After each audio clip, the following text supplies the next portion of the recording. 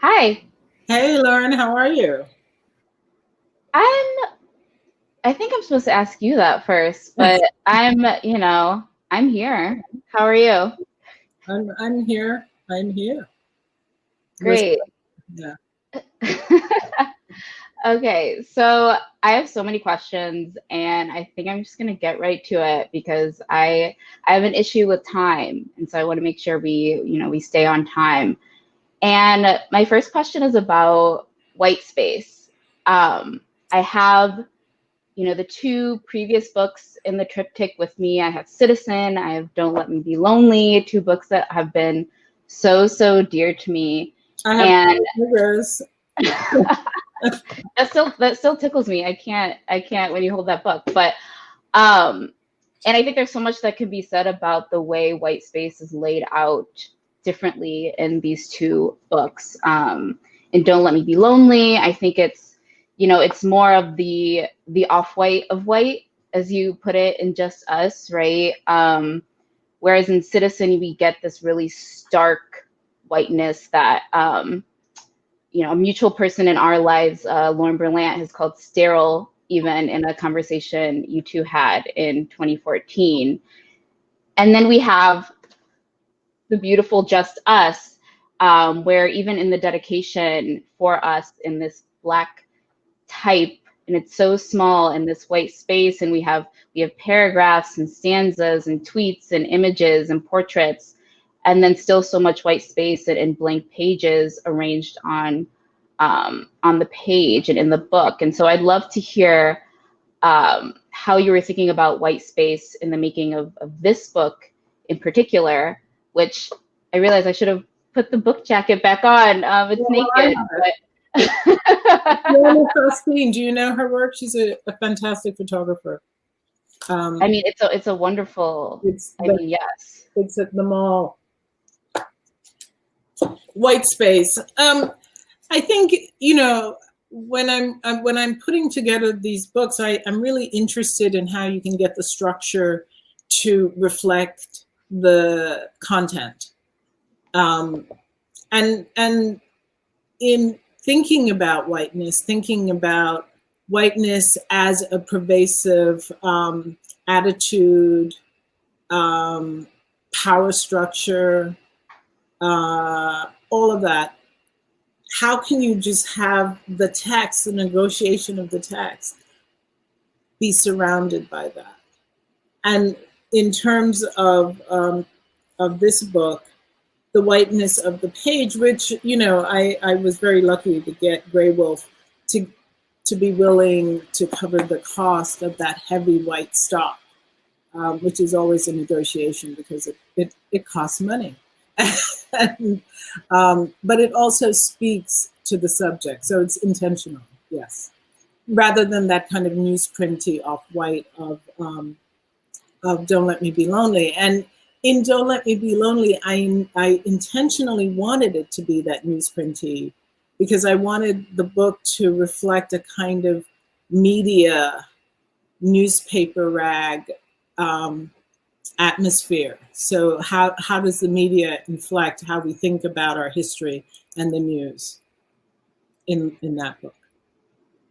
Yeah, and on the subject of media, I would love to know how your relationship with media, broadly considered, or as you consider it, has changed between the newsprintiness of Don't Let Me Be Lonely and the thick white stock of Just Us.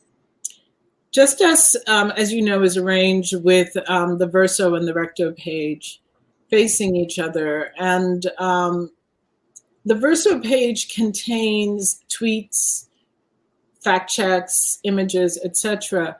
And one of the things that I'm interested in with this book, which is in a way of speaking back to the current times where we're sort of in a constitutional crisis, not sort of, we're in a constitutional crisis, and we're on the brink of a fascist takeover in this country. And so I was interested in how much that takeover had to do with the proliferation of this idea of fake news. and no facts, or any facts, or no science, or, you know, and so I wanted the book to have a space where it could hold actual facts, where it could hold actual images, you know, things actually that were said, percentages actually that happened. So that verso side of the page becomes a space to push back on the kind of subjective remembering of experience. And it has a kind of reciprocity. It's like, I give you my memory, you give me some facts, you know, as opposed to what we saw last night with, I give you some lies and a lot of bullying talk, and we move on. I don't know what we received last night, truly. And I was really also fascinated by the cues we get in the form of the red dot, right, beside the text. And another thing I was interested in thinking about all of the, so, you know, on one side we have citations, we have facts. On the other side we have questions, so many questions. And I think what's interesting is that as readers, I think we're sort of trained to look out for, say, the unanswerable questions, or the seemingly unanswerable questions, or the philosophical questions, or rhetorical questions, or whatever qualification you'd like to put on it. And yet I was also really fascinated by the entanglement of those sorts of questions with questions that actually do seem to have really concrete answers. So, you know, there's the questions about, you know, what so-and-so could be thinking, which we'll never know, you'll never know, I'll never know. But then there's questions like, on page 15, did the United States government bomb the Black community in Tulsa, Oklahoma? Or the woman who's worried about her son being killed in Brooklyn, killed by whom? And it's like, I think we know by whom. And so I'm wondering what the intended experience is of putting these more concrete, answerable questions next to the unanswered questions. And did you ever do any fiddling with the sort of order of the questions as written, or were the sequences, as you're writing this, pretty much left alone? Well, the book, you know, I've had a lot of criticism of this book that it doesn't give answers. It has no purpose in terms of a solution to our times.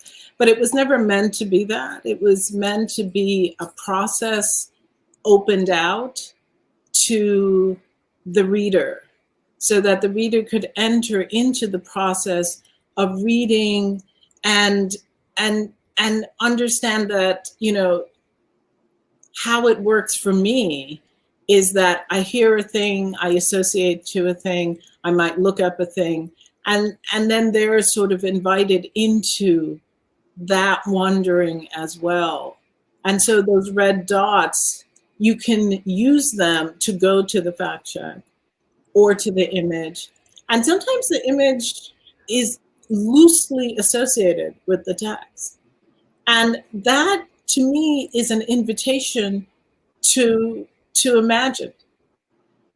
Imagine and associate off of that image and, you know, take it another step. So I was trying, and hopefully sometimes succeeding, in the creation of an open text.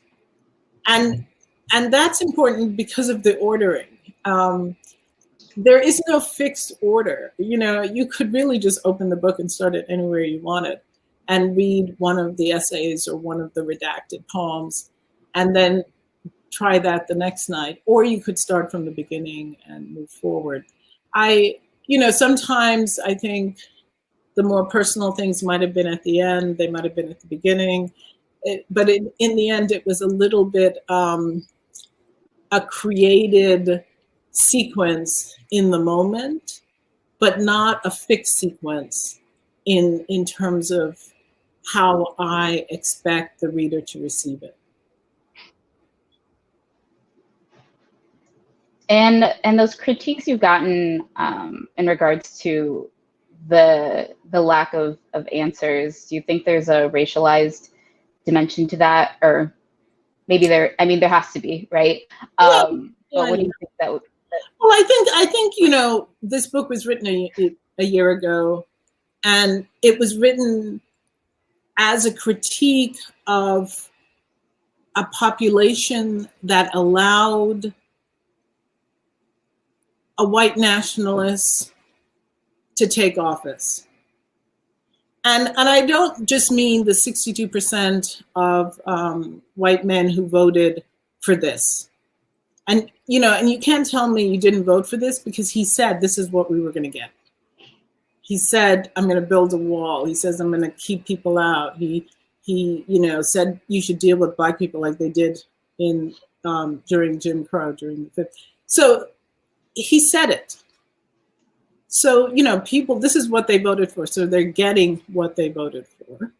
And as to white women, I mean, some places it says 52%, some places it says 47% of white women voted for him.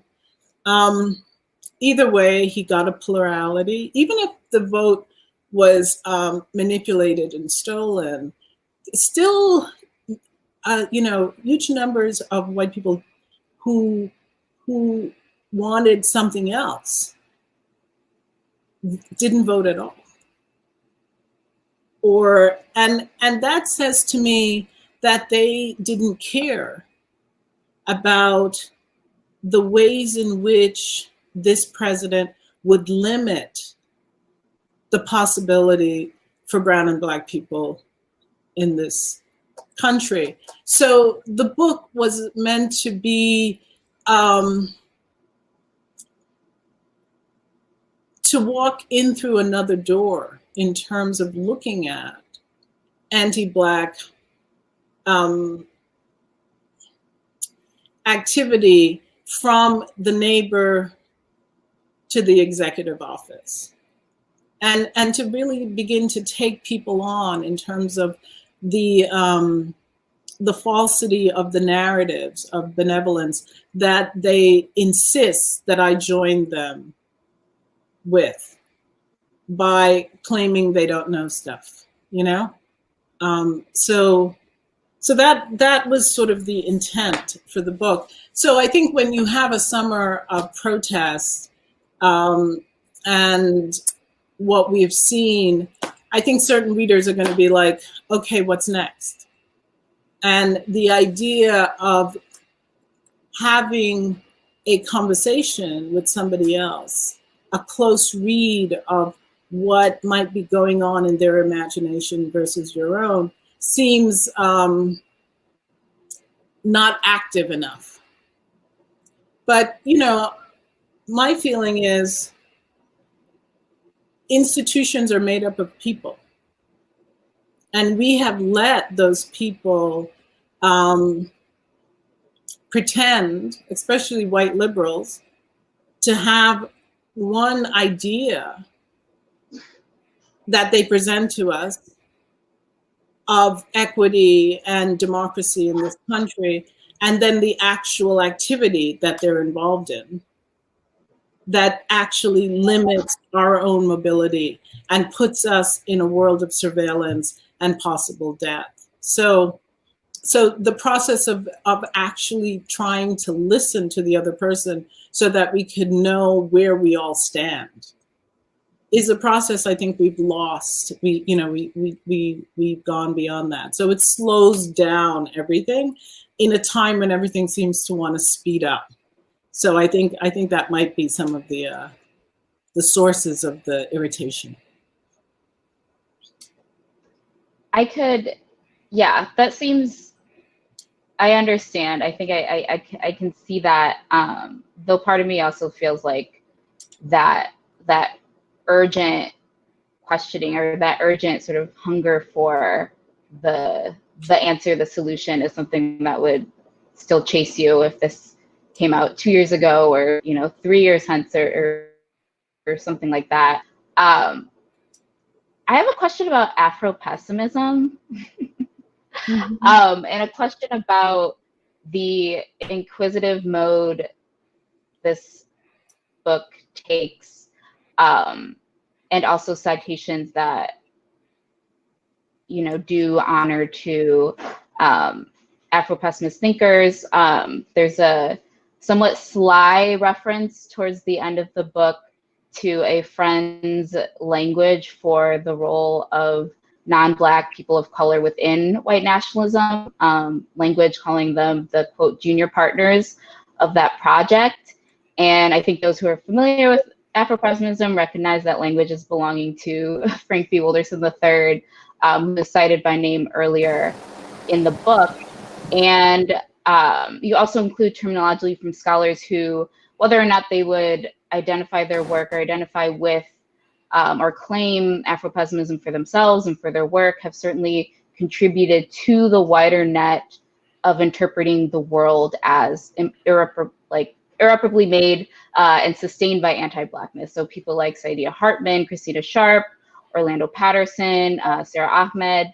And yet, I think one of the sort of prickliest gripes that people have with scholarship on anti-Blackness is the sense that it can sometimes be airless, or people, you know, a critique people have is that it can be airless, or that it doesn't leave room for, say, wondering or wonderment. And I'm wondering where you see your book and this book standing in relation to that thought, and also critiques of that thought.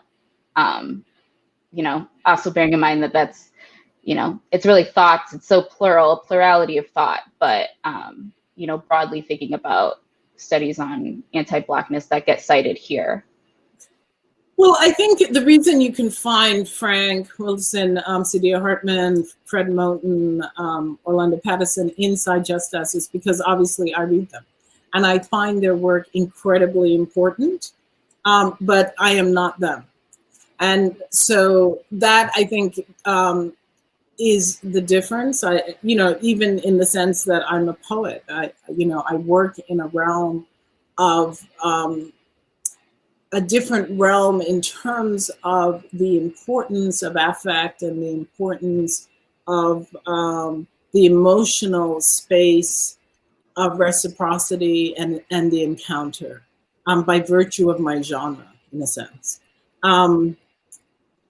You know, I think that Afro-pessimism is an important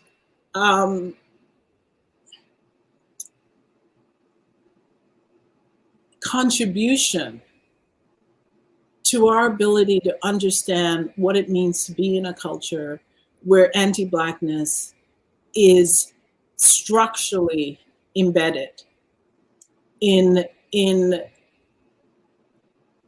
our history, in our now, in our tomorrow, along with white supremacy.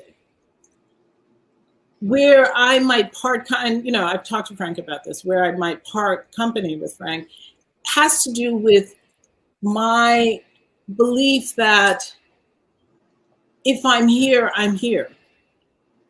And so I still believe that I need to be involved in the democratic process as it stands, because there is the theoretical space of it, and then there is the actual space of it for me as a person with a family, with a job. And, you know, so I don't understand how we can stand outside the process, even as we're subject to the process. We can critique the process and understand that we have no value to certain people within that process.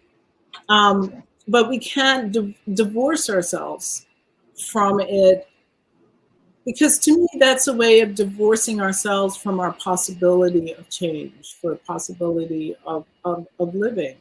And especially because these theorists are so inside the institutions that they themselves are critiquing. You know, so I'm like, if you're inside the institutions and working within them, is it responsible to then advocate that people not vote, for example? I find that's where I sort of have a hard time understanding what that is. And Frank and I have gone back and forth around that. But it's sort of like, I like to think about it as Martin Luther King had an amazing importance in our history in terms of getting legislation in this country. Malcolm X had an amazing influence on the gestalt of the culture. So everybody is sort of doing the thing that they're doing, and it's functioning not always in the same way. And that's why there are lots of Black people doing lots of different things. And together we move forward. So I don't really see a conflict, even if I don't agree 100%. And how does that language of the person in the institution come to bear on situations where it feels like the institution is relatively small, if that makes sense? So there's actually a part in the book that I'm thinking of. There's an instance where there's a racist incident at I believe it's a preschool, and the friend ultimately decides to take her Black child out of the school and sort of turn her back on the situation, sort of just move on with her life, rather than sort of sit with the sort of messy and uncomfortable racism that has just occurred, and that occurred and involved her child. And it seems like, this prompts a wave of questions about whether, you should be questioning this person's response, what she was thinking. And I'm curious if that, is that sort of an example of somebody trying to stand outside of a thing that they're already within? And is that, to you, a sort of losing strategy, or is there, by virtue of bringing it up, maybe some sort of value there or a strategy there that actually is working? Well, I don't think it's a losing. I think, in that case, she explains that her priority was her child. My reaction to it is different, but it's not my child. And so I think as two Black women, we were standing relative to an interaction from very different points of view. Me as somebody who is a friend looking at a narrative, and her as a mother who's like, I need to get my kid and go. And also somebody who it might have been a different story if socioeconomically she didn't have the ability to get her kid and go. She just moved him from that place to another place, but that comes with a kind of economic ability that not everybody has. If she had to stay there, then she might have felt like she had to say something. So I think we're always negotiating these things based on our own investments in it. In the book, it was important to me because it allowed me then to have a discussion around the criminalization of Black children from the get-go. That, especially Black boys inside the classroom. So when I had these conversations, I didn't know necessarily they will end up in the book, but once I had them and had the questions and the thoughts, the next step was really, how much can I mine them for other dynamics in the culture and be able to kind of create a blueprint from this passing exchange with a friend into greater tendencies and trends in our culture related to anti-Blackness over time, from the get-go to now.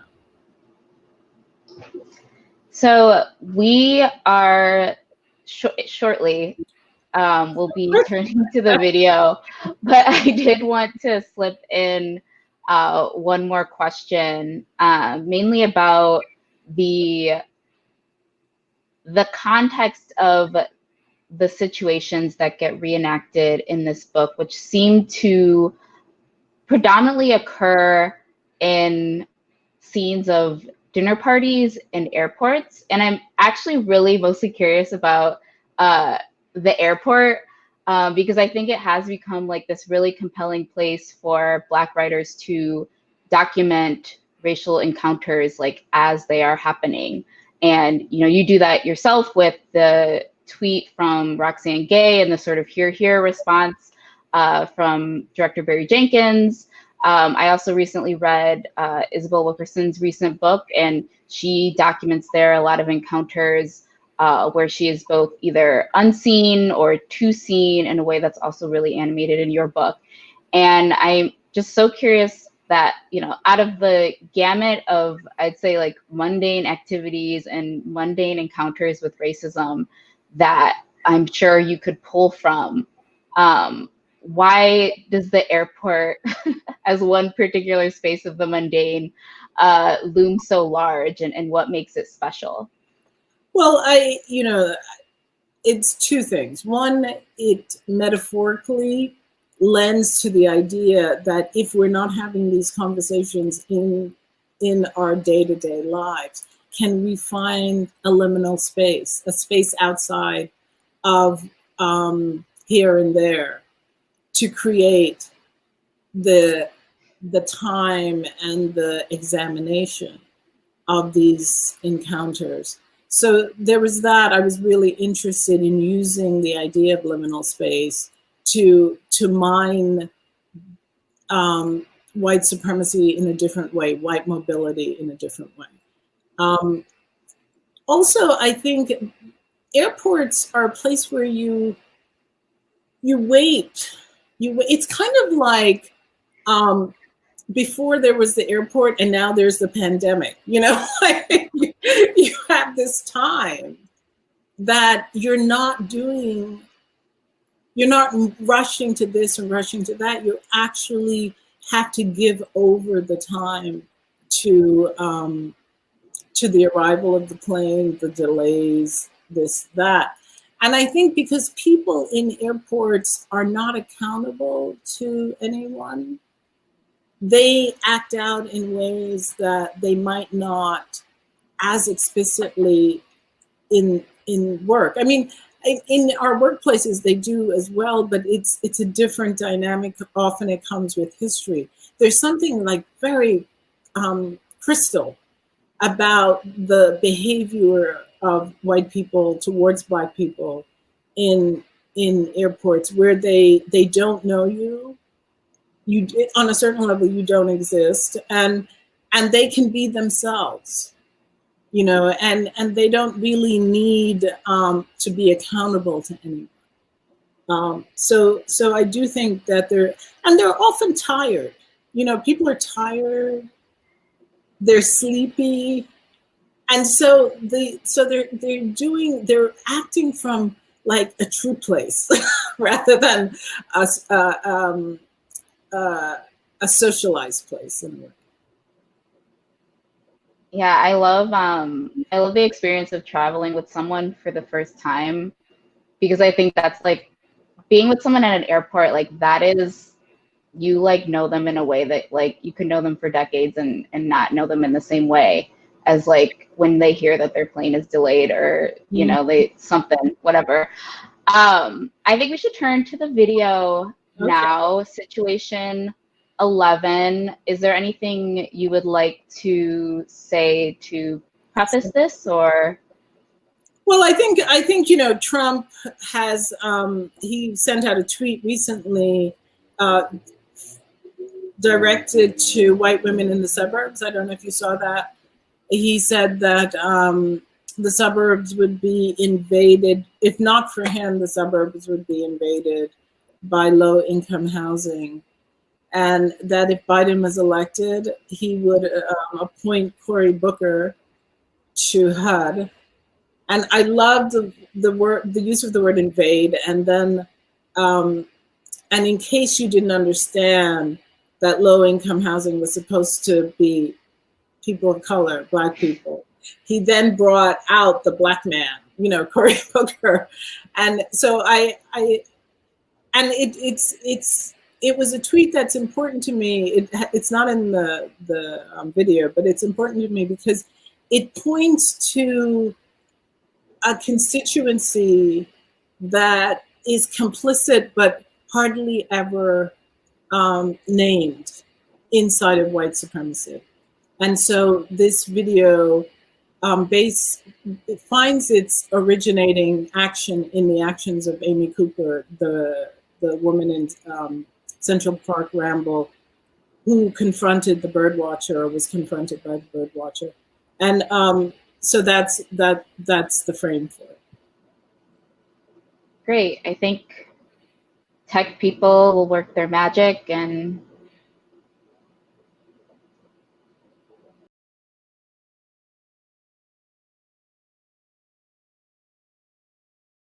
there is an African-American man. I am in Central Park. He is recording me and threatening myself and my dog. Amy Cooper calls the police on a Black man bird watching. Hers was a quotidian reminder of the normalcy of, how can I put it, having not been meant to survive. Christian Cooper, no apparent relation, asked Amy Cooper to put her dog on a leash. It was a simple ask, in accordance with the rules of Central Park's Ramble.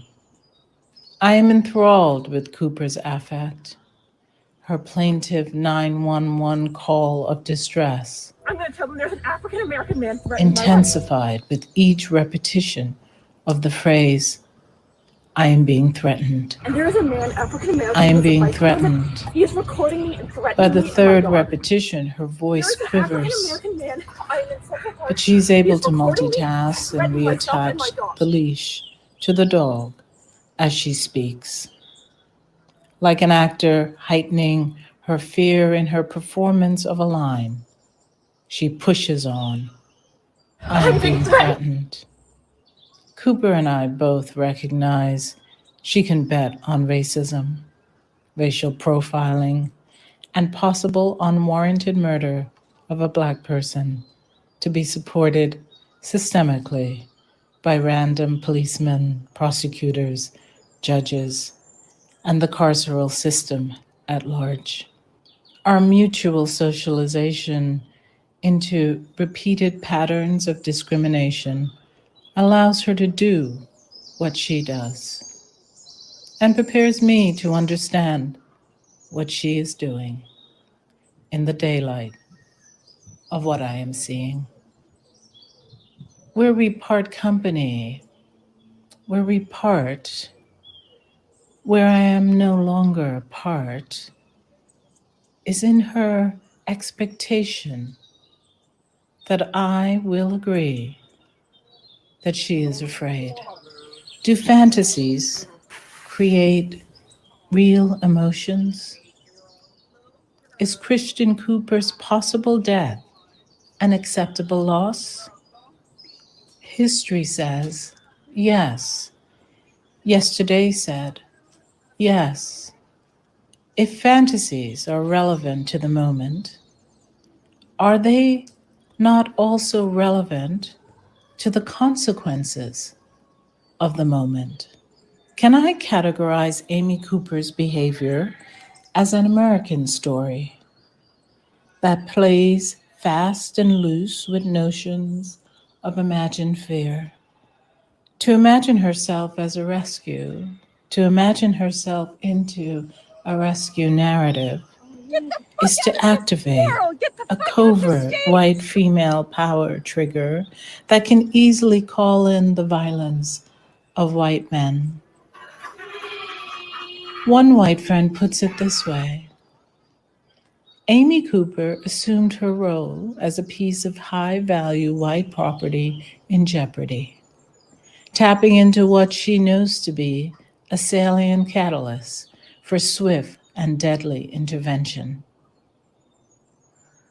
Given this, is her performance more incredulous rage than fear? The rules don't apply to her. Am I to understand her as thinking, or is it feeling the fullness of, don't you see who I am? Is that white living right below, just below, a level of civility, unspoken but believed? Rage tied to white identities assumes sense of ownership of all property. Her park, her city, I am. her apartment building, her, because I would like to know who's friends her president, her police and why force. you're here. Cooper's exact words were, I'm going to tell them there's an African American man threatening my life. I would kill a nigger! Hers is the language of good manners, weaponizing the narratives of white racism. Excuse me, she says to Christian Cooper as she dials the police.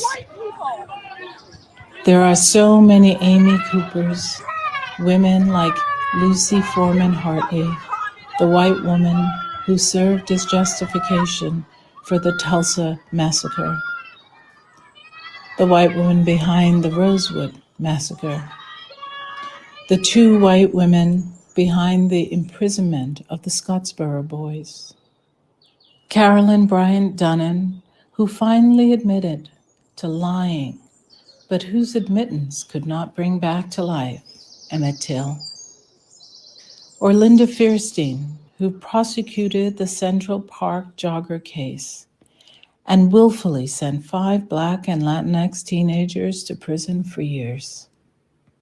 For years on false and suppressed evidence. Do I need to go on? The various modes of behavior that white women weaponize in service of Black death are there to be metabolized. It's an old script, supported by this one. Please stop shooting. Hands up, please stop shooting. Hands up, please stop shooting.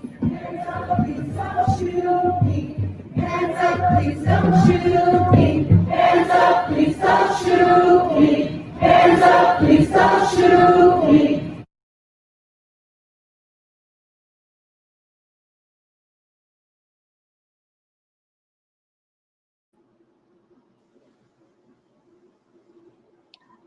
I think we're back.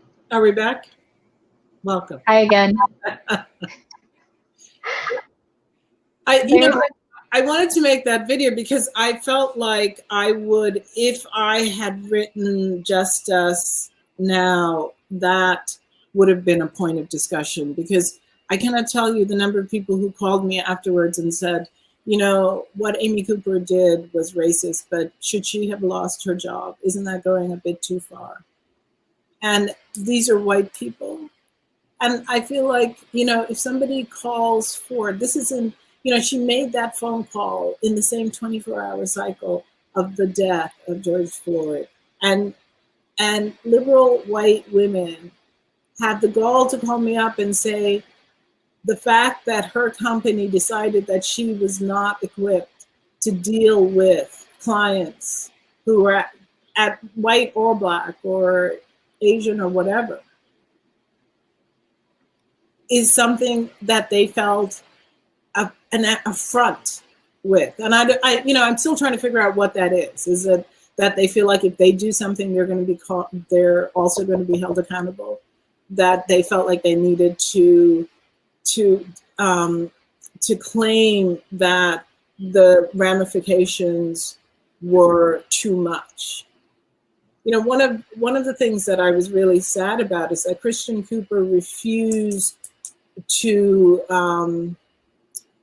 join in, you know, a court case against her for illegally calling the police. And I wish he had, because I feel like he mistakes that moment as about him, rather than seeing it as a pattern that white people are able to employ without feeling that they need to be accountable to the debts that might ensue from it. That, you know, they can willy-nilly just make claims that are out of their imaginary defensive positioning, and the law says it's okay. And when he refused to join the DA in that case, I felt like he thinks this is about him. It's not about him. It's about a pattern that needs to stop. Do you? Yeah, I'm so torn. Part of me disagrees, but I think you're not alone in that disappointment. I actually recall, so I'm like very extremely online all the time, and I do recall the wave of disappointment that happened after it was reported that Cooper was not, I don't want to use the word not cooperating, but was declining to, you know, pursue this further, to something that could lead to something like a precedent, in regards to the behavior is such a neutral term, of Amy Cooper. And I don't know, I do wonder, you know, is that disappointment, is that not making it about us, a thing that happened to him, and that, you know, what it would mean to encourage further intervention from the state, on a matter that, I mean, these things, you know, it always just like comes to bite us in the butt, like even when it's supposed to be on our behalf. That if you can't be anti-policing and still ask the justice system that you don't believe in to then move in, when you feel, I see that, but it wasn't really even if it actually worked. I didn't even care if it worked, but I just think that given that that's the mechanism we have for holding people accountable, because we can't just have these white people keep calling the police and then people dying and they walk away. And then in interviews, they say, yeah, I know he did nothing, but you know, we saw that in the Walmart case where the guy called the police show up, they shoot the guy. He's interviewed 2 days later by, you know, The Guardian or something. And he admits that he knew the guy was doing nothing. And that makes no difference. I find it insulting. Yes, it's horrifying. And I would have loved to see you write about it in the alternative universe where, what it happened such a way that you could write about it in this book, because I do think there's so many scenarios where you're kind of stuck in a situation that's like happening to you, and trying to puzzle through what is ultimately an impossibility, which is like, I wish this wasn't happening to me right now, and how do I ask the thing or not ask the thing that can make this not be happening? And I think that's such a crisis of Black life, really. I mean, I think that's, very relatable, so to speak. But I did want to, a question I did have, because you do write about, or you do include the language of someone like, I think her nickname was Hermit Patty, and other white callers who were caught on video.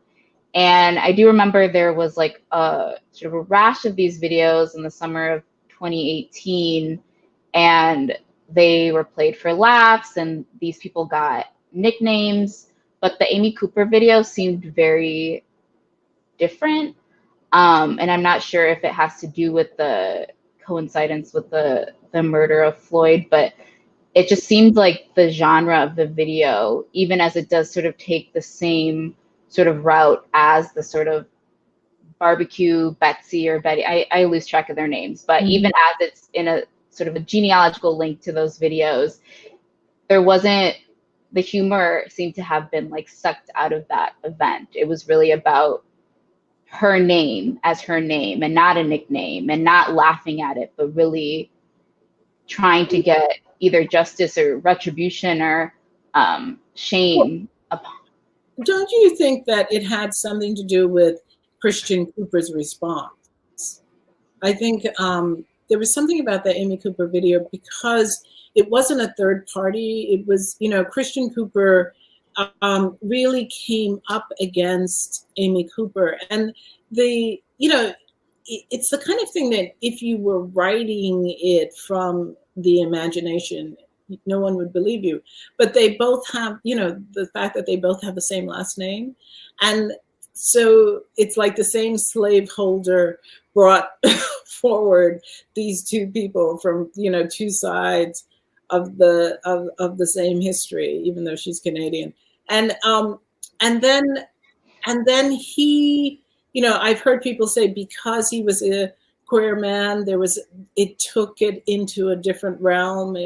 But there was something about the fact that he was able to frame it for what it was when in real time.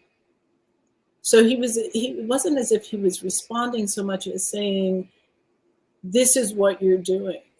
And the falsity of it, you know, the fact that even white people who are at the ready to justify these moments couldn't really justify away her claim that she was afraid, when he's the one who was saying, don't approach me, don't come near me. What are you doing? You know? So I think there were certain dynamics in that video that sort of removed it from the other kinds of encounters that we've seen.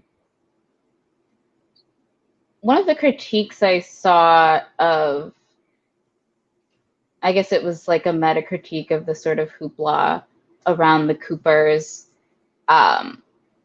was a critique of the emphasis on what Christian Cooper was doing or not doing, which is to say he was bird watching, an emphasis on the sort of quiet, sort of, I don't know, I'm thinking regalness, but regal's not the word I'm looking for, but the quietude of an act like bird watching compared to the screeching, yelling, shouting of Amy Cooper's performance behavior.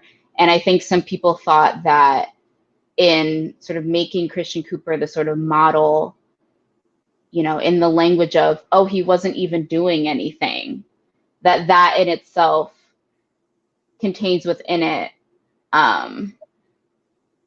you know, ultimately a sort of anti-Black reading of the situation. Because does it matter if Christian Cooper was bird watching or if he was watching hip hop music? And I'm curious what you think about that. Well, this is why I say Christian Cooper should have understood it was not about him. That, you know, that is why I sort of regretted his lack of action, because I think the guys who were in Starbucks, the guy who was trying to get into his building, Henry Louis Gates trying to get into his house, you know, all of those people are one people in response to the same action of being criminalized falsely by these white people who believe the law will protect them, that they can weaponize a constructed and created fear in order to close down a conversation, you know, because most of these things are encounters that are ordinary. And then suddenly the police are involved. Um, I think Jared's gonna get me if I ask another question, I think. So I believe it is time for Q&A. Yes. Yes? Good evening. Yes. My name is Jared Jackson. I'm the literary program coordinator at Penn America. I want to thank Claudia Rankine and Lauren Michele Jackson for the conversation. As Lauren mentioned, we'll be moving to a brief Q&A before concluding the evening, and we'll begin with a question from May de la Cruz.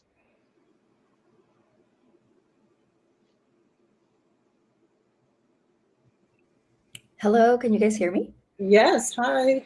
Oh, hello, hi. Oh my God, what an honor it is to get to ask you a question. Oh my God, I'm nervous. My name is Mayver de la Cruz, and I teach here in the dance department at Scripps.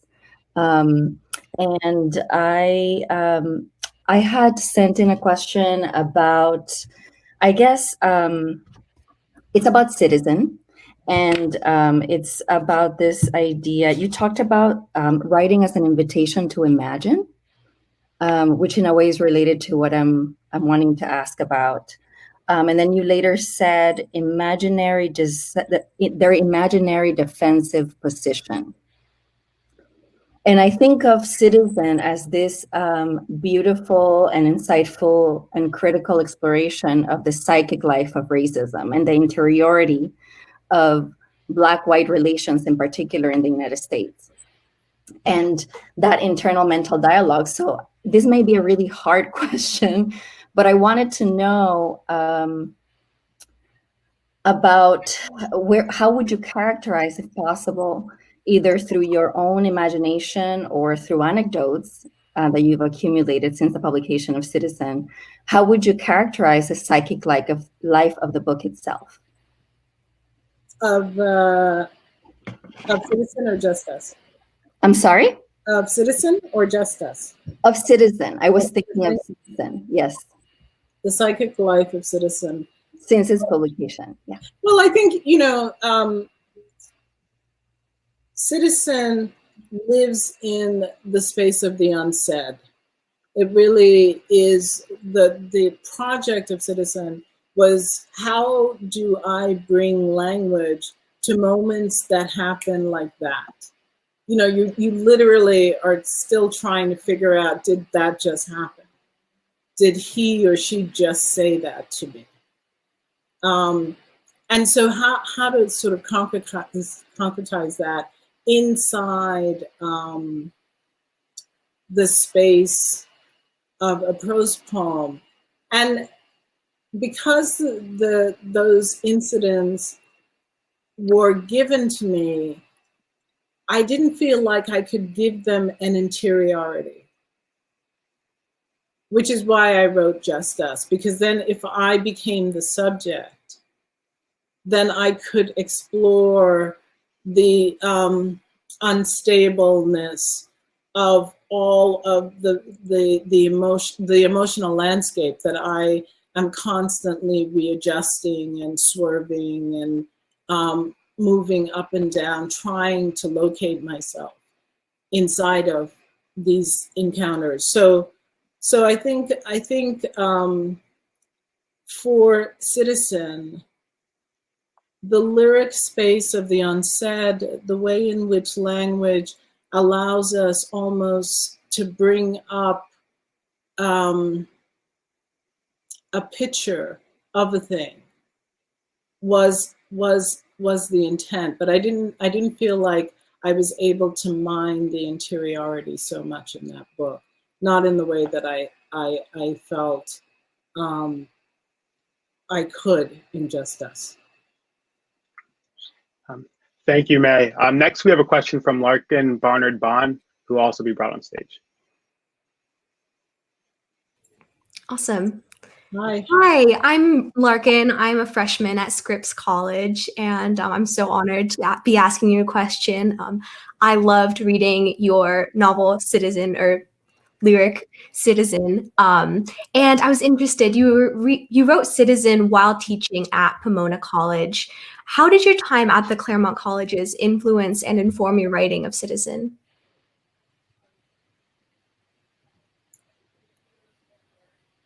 Well, the Claremont colleges are a very white-dominated space in many ways, and so it allowed me to see things. I think on the block that I lived in Claremont, for a long time, I was the only Black woman on that block.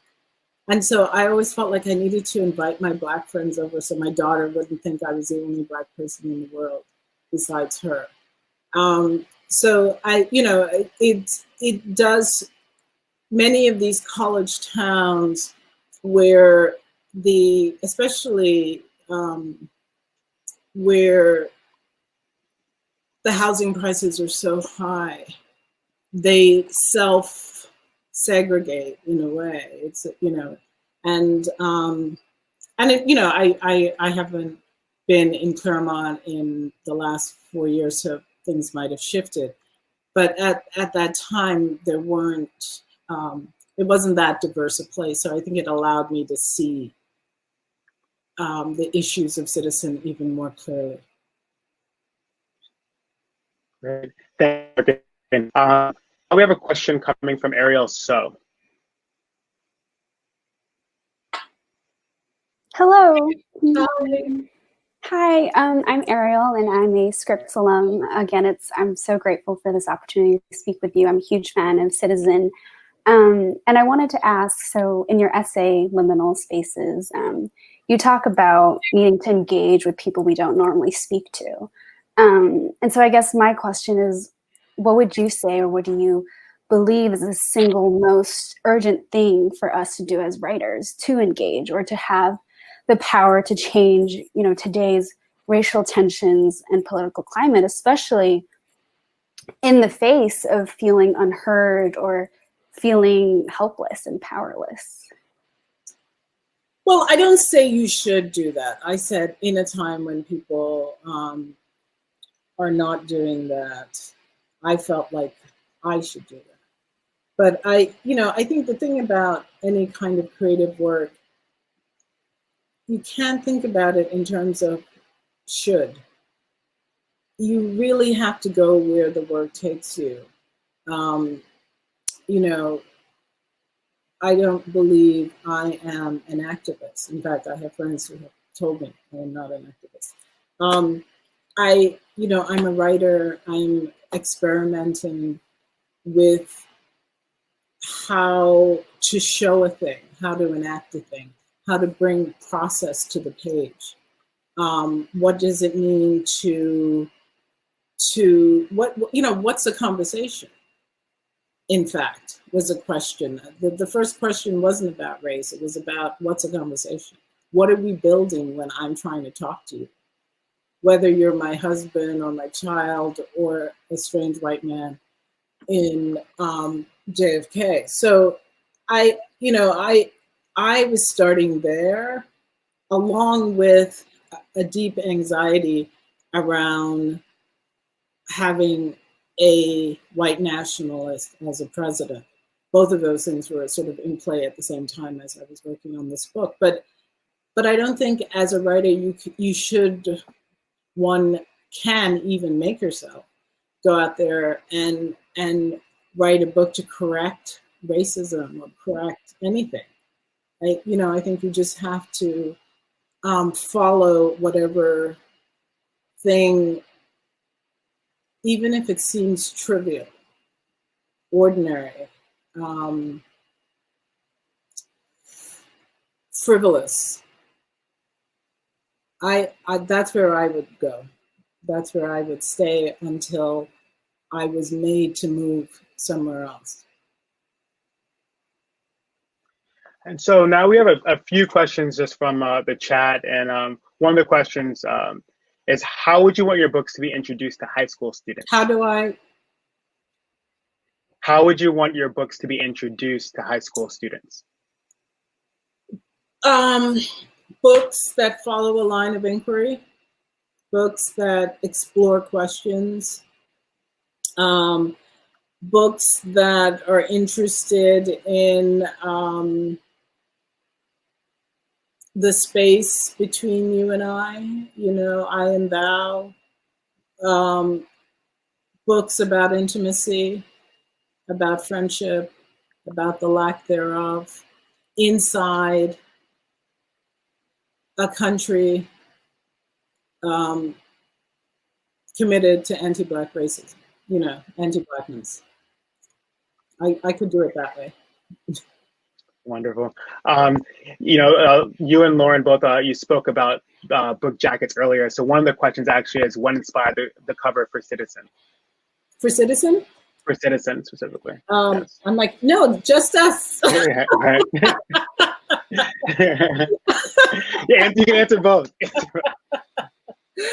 Citizen. So the cover of Citizen is David Hammond's In the Hood, which he did in 1994. And I was really interested in the fact that this hoodie,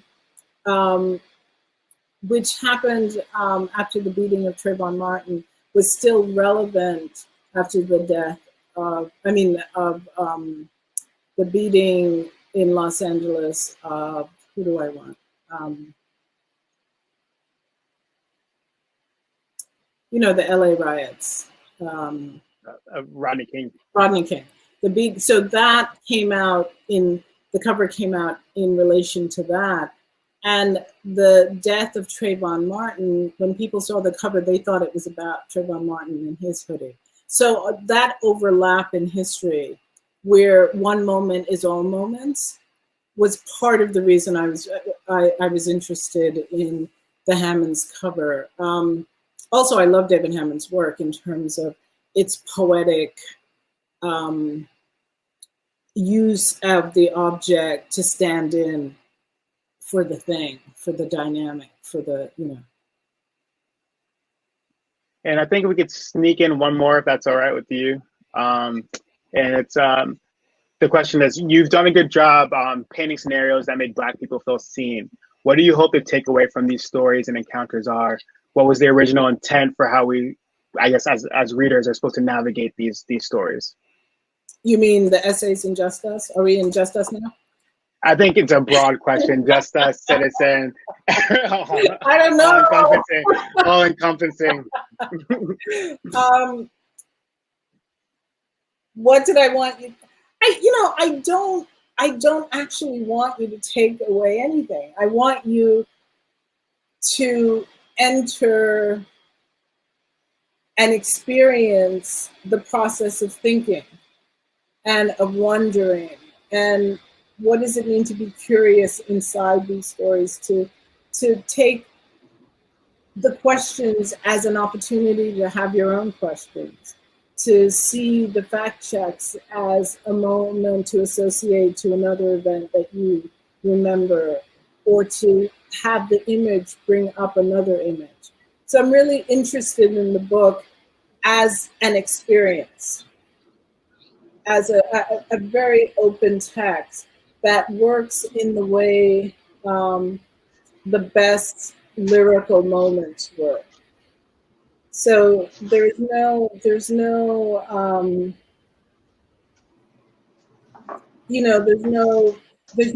that you get from it that you have to give it to get it in a way. I spend a lot of time thinking about how to keep this text as open as possible.